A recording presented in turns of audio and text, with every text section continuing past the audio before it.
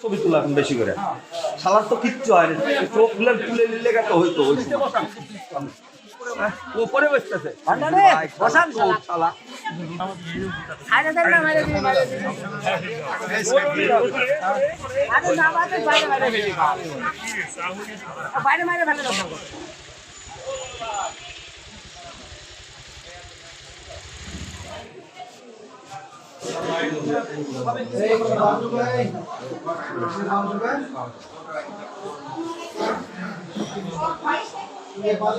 বেশি করে শালার তো কিচ্ছু হয় না চোখ তুলে নিলে তো হইতো ওই সময়